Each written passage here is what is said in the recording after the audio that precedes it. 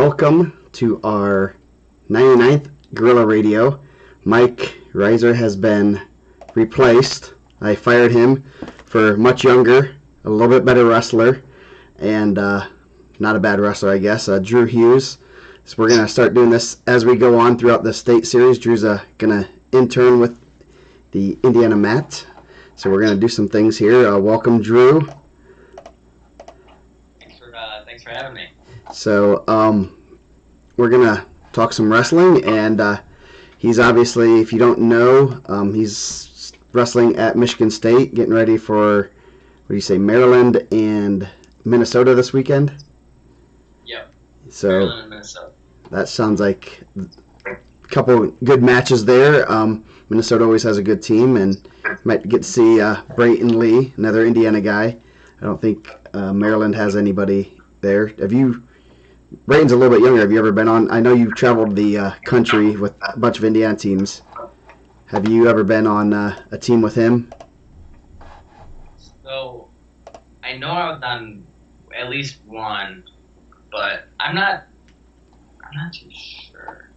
I know for sure one, but I've probably been on a couple. Yeah. You probably can't remember all the teams you were on, can you? Yeah. Yeah. So, I just remember, so one of the good team stories, so it was for Scholastic Duel, I think it was my junior year, when I wasn't on the Indiana Mat team, unfortunately.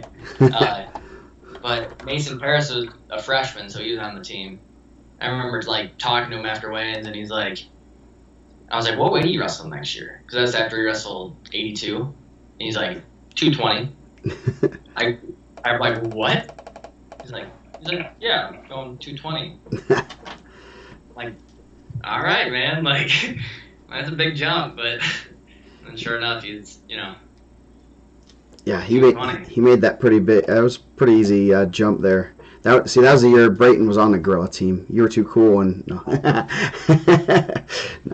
No, actually, if I recall, I wanted to go on the Indiana team, and the people running those other teams wouldn't let us go on the Gorilla team. Yeah, that was a lot of heated, fun stuff, and I think the Gorilla teams were more fun, and you got cool gear, right? Oh, definitely a lot more fun. Yeah. So, we're gonna kind of talk a little bit give a little bit of background about Drew. I know family is very heavily invested in wrestling. You got a younger brother that's a freshman at Rensselaer, and then your older brother, I got the privilege of seeing him this weekend. He's reffing. You're still in college, so I'm sure your family, your dad, who has gone to almost everything except for one event, the Dream Team. Yeah.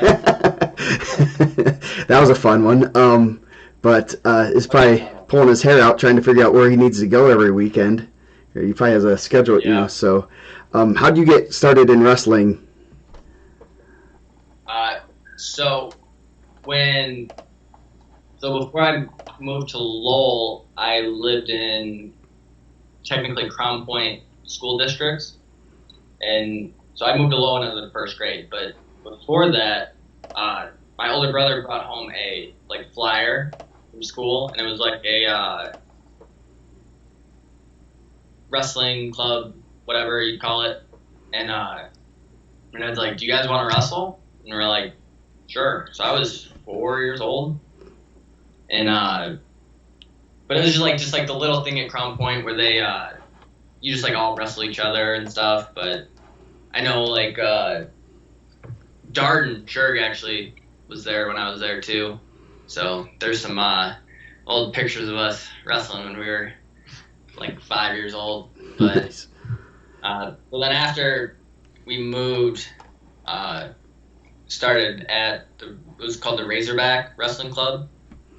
That's where I met Jake Tucker, who's my teammate at Michigan State. Went to Mount Carmel for high school, but yeah. So then me and Jake kind of stuck together for the rest of the time wrestling. I mean, we wrestled at Razorbacks for up until I'd say about third or fourth grade before we started going to like CIA Northwest and region and all that. But actually, at one point, it was me, Jake Tucker, and Stefan Micic. All go. It was basically us in a group of 3 every practice. Jeez. And then me and Stefan won our first like little kid state titles together. You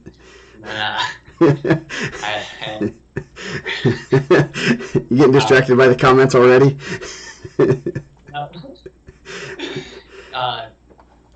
So then after that we started going to, the academy club stuff, and that's basically how it got started. But actually another good story. So we did our folk style club, but we didn't have a freestyle club. So for freestyle, we would go to Hanover's freestyle club, and that's actually where I met Stefan. And I had never wrestled freestyle before. Oh, we no. were wrestling. I forgot my shoes. So Stefan thought I was just like some terrible wrestler, and he gut wrenched me, and apparently I cried. Oh, jeez. And that's how we kind of became friends, and then he started coming to our club for folk style. And he still he likes telling that story of Nice. gut wrench. But Do you think he still could gut wrench you? definitely. My parterre defense is not very good.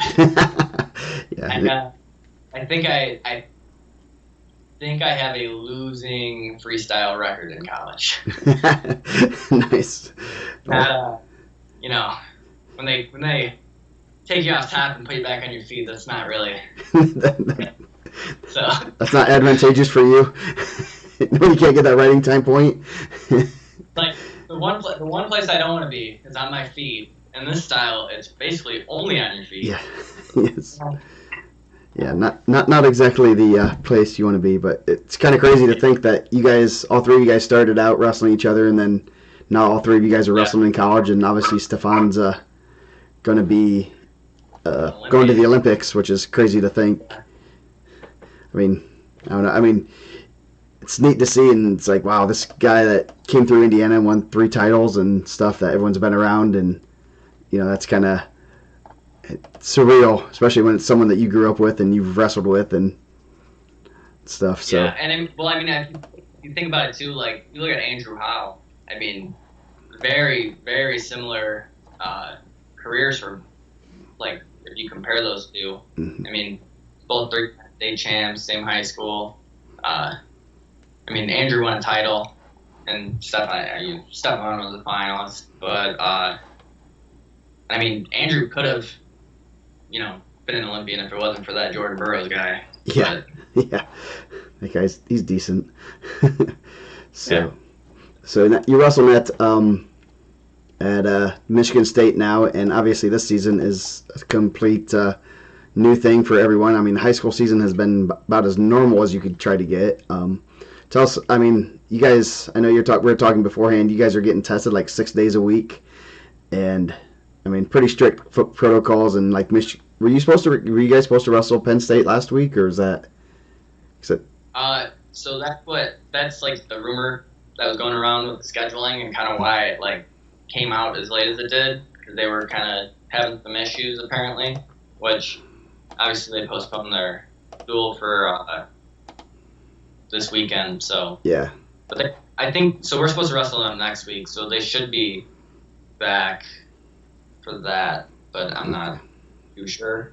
Yeah, well, if they just canceled this week, hopefully they're back. Obviously, they're fun to wrestle. They're ready to go. Yeah. They just need some extra time to prepare. Yeah. So, is that at home or is that there? That's at Penn State. Oh. So. At least they won't. It'll actually be nice with the with not, because you could have, so basically there's no fans, but there's like family members can come. Yeah. Kind of deal.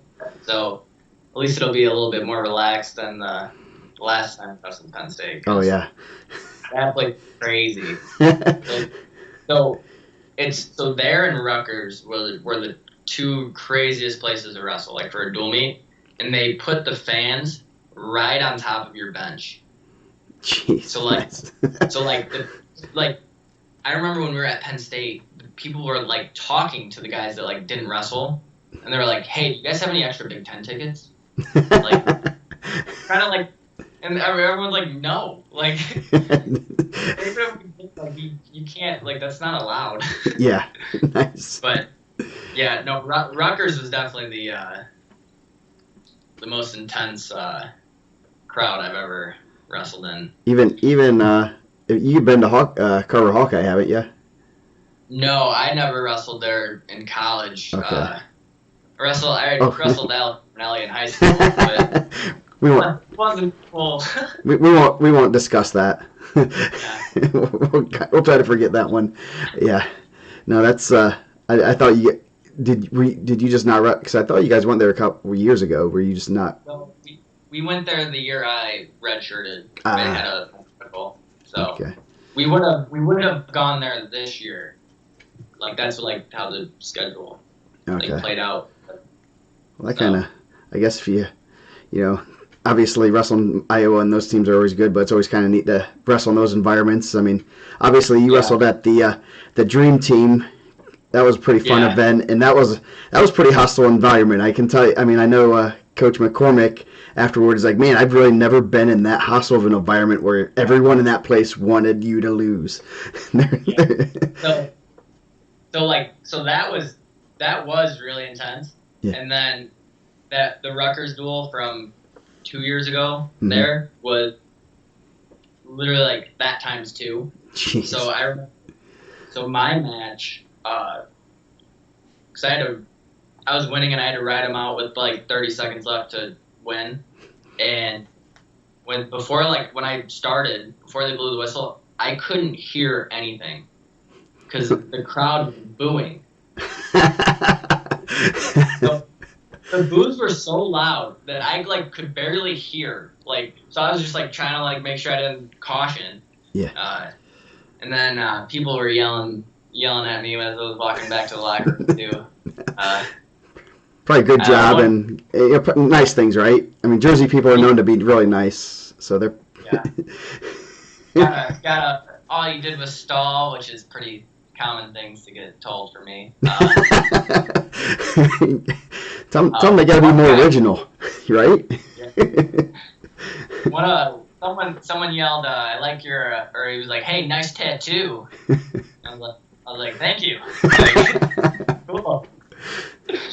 But yeah, that was yeah. I mean, I liked it though, because I was like, man, imagine if this was like our crowd yelling at like the team, like so. Yeah, that's pretty neat. I mean, the experiences, I guess, you never realize that kind of stuff while you're getting booed and stuff. As long as you're winning, usually it's a little bit better. But it's pretty neat to be in those environments. I know when we went to the Pittsburgh Wrestling Classic, I didn't expect it to be that way. I didn't expect everyone to be basically rooting against the whole Indiana team, and I think kind of affected our guys. But then a couple of years ago when we had the Dream Team at Brownsburg, that was fun. That was real cool because you don't get that many fans all rooting for the same team, and it's pretty neat. And I know that even the USA guys were pretty like, man, this was. And some of them went to Pittsburgh before, and they're like, this was even better because even though it was hostile environments, it was exciting, and you get. Well, that. Go ahead. Yeah, that's the cool part about it is because like whether it's like for you or against you, like that like big crazy hostile crowd, like it's still cool because like if they're against you, you just gotta you're just playing the villain, but so fun. So we did mention it on we did it Monday with Mike. Do you remember this one guy from Brownsburg choosing bottom against you in a match in the semifinals once? Yeah. Well, so it kind of worked out because why he did it was not that crazy. Yeah. Because in the first period, I got a takedown, but I barely had the takedown. Like, I barely had control, and he got out. Mm-hmm. So he escaped, so, from that thought process, it's like, all right, I got out, like, might as well go down. Yeah. So, No. We always give Mr. Walton and Coach Snyder a hard time. Like, anyone here choose bottom against Drew Hughes? They raised their hand. Like, you guys didn't know he was good on top? Well, was that like your only escape you gave up in your whole career? so, so that was the one escape, and then I gave up one reversal. Both those were in my senior year to kid was from Franklin at the Tri-Caw. I just tried to pin him too fast and got rolled through. But I ended up. Nice. So. But yeah, of course, no one gets out until my senior year, and but that's pretty good streak to have. I mean, obviously you had a pretty good career. You won 2 state titles, placed 4 times, won 4 Al Smith titles. So that's pretty neat. So I mean, only the second. You were the second one to do it? Or no, the third, because Tommy did it. So yeah, that's pretty impressive. And almost had 4, but this year COVID took away the Jesse Mendez from getting 4. So Jesse and Zeke had. Oh, and Zeke too. Yeah. But Cathedral just got into the Al Smith not too long ago. Yeah, it's been. They weren't in it when I was there. No, I do not believe so. They've only been in it about 4 or 5 years ish, pretty much right since you were gone, I think.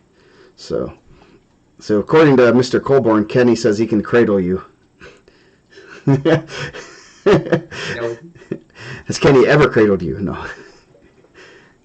Once. Probably. Yeah. Well, he graduated by the time I got big enough to, for it to be a fair match. So I remember when I was at 38 and he was at 60. We wrestled one day and it was more punching than wrestling. No, you guys love each other. How can that be? Well, I was instigating it though, because like he'd take me down and then he was like kind of being. Not too nice about it. I would like lean back and kind of give him an elbow, so then I'd get a punch to the back of the head. Nice. And that continued for a while. So the coaches let it go. That's good. Yeah, we weren't allowed to wrestle after that one. So nice. So, what kind of you're wrestling right now. What are you guys kind of looking? I mean, obviously the shortened season and lots of testing and.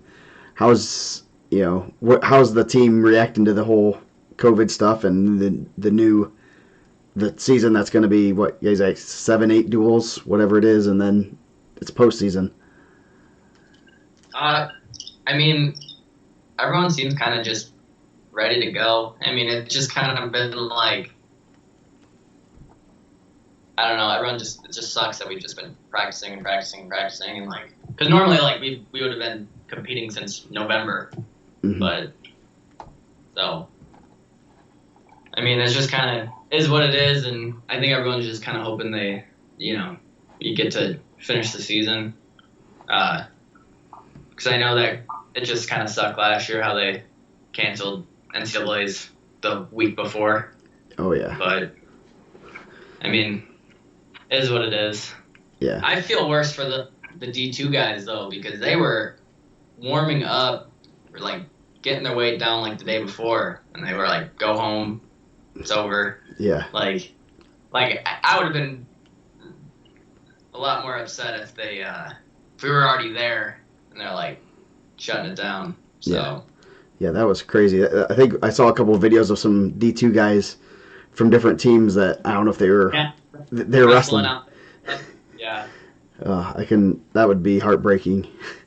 Especially seniors, especially guys that their last year, and obviously it's D2, D3 is a little bit different level, but it's still you're there making weight and getting ready to do what you need to do. So, yeah. So what? You guys have a pretty solid team. You guys got a little bit younger team this year, but also kind of sprinkled in with some older guys. How's what are the expectations? I know Chandler's the head coach, right? Yeah. Former IU guy. Yeah. So you guys have a little bit higher expectations this year, obviously, compared to what you were like your freshman year. Yeah, I mean, I remember like my freshman year, we were not a very good dual team. Like, I mean, we had a couple good guys. I mean, we had me and two other kids qualified for NCAAs, but like we just like weren't solid all the way through. So like we really struggled in the majority of our duels. But like whereas like now like I mean our lineup top to bottom is good or at least solid. You know what I mean? Where Yeah. Even if the kid's not you know NCAA qualifier caliber, he's not gonna go get pinned most likely. So that was our problem in the beginning. Is like we'd have kids that just get pinned by people that weren't the best kids in the country. It was like average kids getting so. Yeah. No, that's. But yeah, we got a good little section going. We all ended up, we discussed it last year, and everyone moved up. So from 65 to 97, we have Tucker, me, Lane Malcheski, and then Cam Caffey, all in a row. So like we were all like a weight lower last year, and then we all qualified. But we were all talking about it last year. We're like it's like if you go up, I can go up. And then you can go up. I was like, regardless, I was like, I'm going up. I was like, I'm not making 65 again. I was like, I'll take my chances. But yeah, so it ended up working out. So we should have a really good lineup this year, and especially we have Raymond Foley back, All-American. So that'll be a big one. Yeah, that's been kind of neat to see since Chandler's taken over a little bit, the progression. Yeah. And guys getting better recruits and stuff. And you're right on that. I don't know, was Minkle the coach when you were your freshman, or was he? No, so Minkle left. His last year was the year before I got here. Okay. So Minkle didn't recruit me at all. It was all Roger. Because he was basically already kind of taken over in that last year. That's nice. And he recruited my whole class. So. Caffey, Mr. Kraus, Caffey's still wrestling, correct? Does he still have crazy hair? What's his hair going to be like? Oh, it's just so he got rid of the blonde, so it's back to the natural black hair, but it's looking good. When he wants it to look good, it looks good. Nice. I bet he's fun to wrestle. Yeah. He's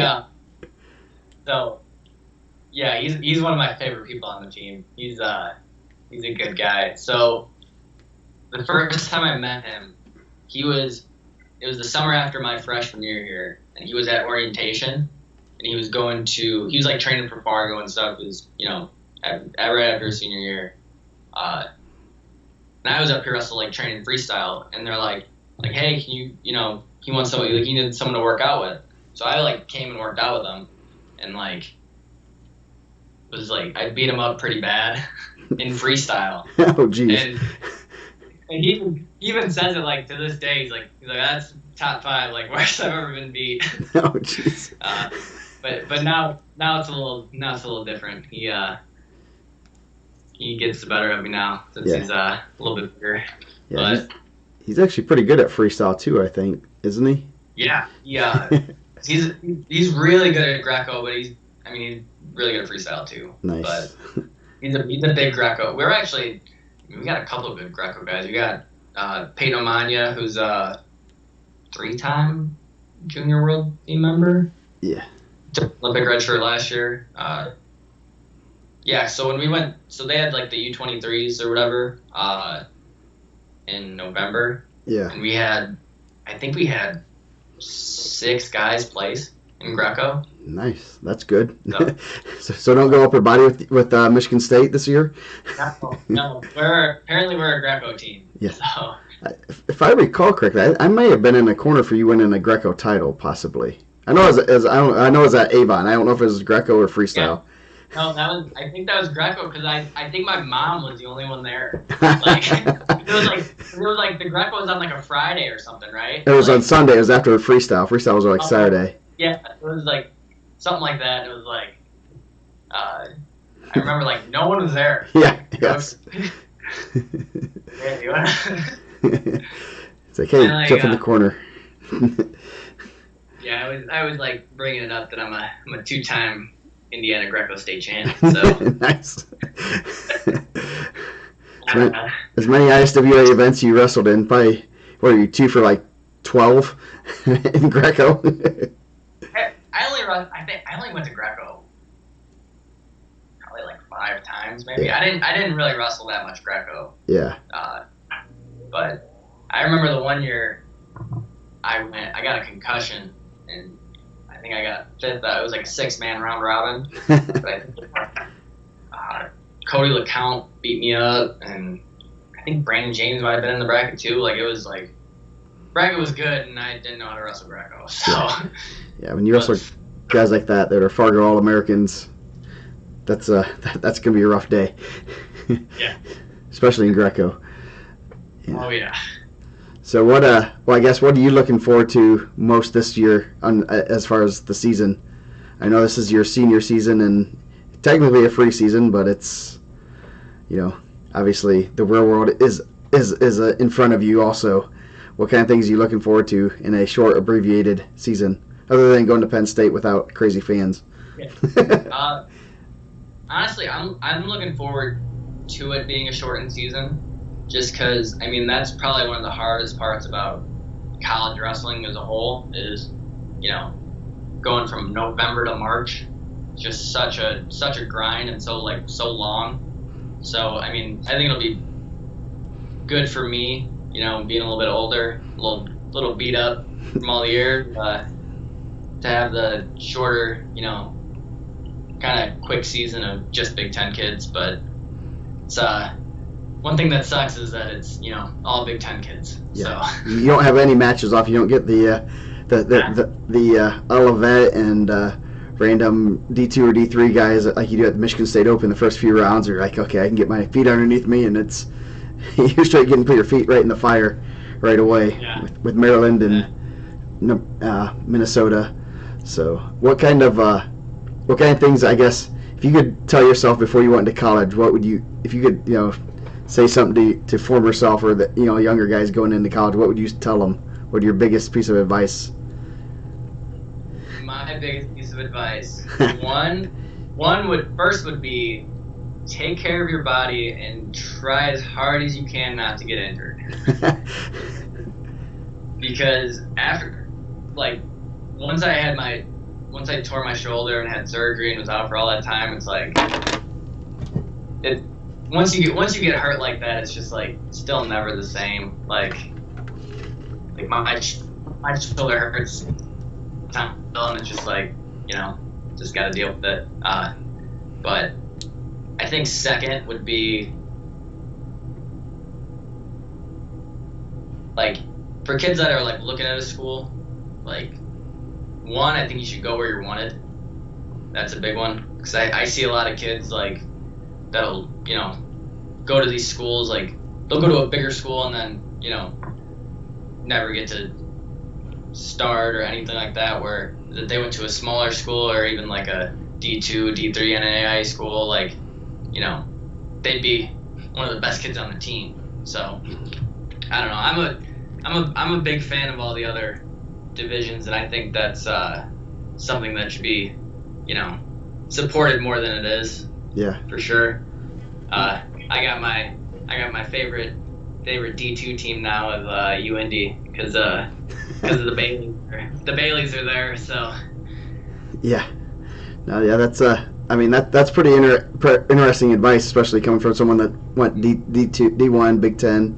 Saying you don't. Not everyone has to go Big Ten. Not everyone has to go D1. That's obviously Braden has traveled the world in wrestling, or at least in college wrestling, and found a good home at UND, and probably wishes he probably would have heard that advice. You don't have to go D1 be successful, and definitely look forward to seeing him wrestle in the coming weeks when they, because I think he'll do pretty well there, and that's it is there's a lot of good wrestlers down there in the D2 D3 area. I mean, you look at someone like Riley Lefevre, who is training at Penn State now, and was fifth or sixth on the ladder, and he was a D3 guy, so that's pretty cool to be able to do that and stuff. So I guess, what kind of have you been able to watch your brother wrestle yet this year? Or, I mean, I know you've probably been at school and training and stuff. Have you been able to come and watch him any? Or no, I've watched a couple like the recorded matches and stuff, but when I was back home, they weren't allowing fans in at all, like not even family. So didn't get to go see him, but yeah, I mean, at least they're doing a lot better job of streaming a lot of these like matches and stuff. So hopefully all of the sectional, regional, and semi-state, and obviously state will be broadcasted. But yeah, at least all that stuff will be online to watch. So what sucks? Go ahead. I was gonna say it sucks. So the way the schedule, like our schedule works this year, if they did let people in to state, I would have been able to go because we wrestle Friday night of state, but then I could have like driven down that night and then been there for Saturday. I did that the year I redshirted, but then every other year we've wrestled like 2 duels that weekend, so I've had to watch online. But yeah, it's not looking good for a lot of and everything. But yeah, unfortunately, especially for me, I don't think they'd be too happy with me going to watch state right before Big Tens. Yeah. Doing how much expensive, so. Yeah, expose yourself to 5,000-10,000 people. Yeah, no, I don't. I'm pretty positive they'll have very limited fans at state. But so your brother Kenny had a nasty cradle. You're nasty on top. So what is Lars's special move? Unless you want to keep it a secret. So he is quite the leg rider too when he wants to be. But he's not like me where it's like the first and only thing I'll go to. He's got a little bit of Kenny in him too, so he likes to do some cradles and all that stuff. But yeah, we worked a lot on legs and stuff, so he knows how to do it. But I think maybe if someone told him put his legs in it, yeah, a little bit more. So but yeah, he's a little bit of both.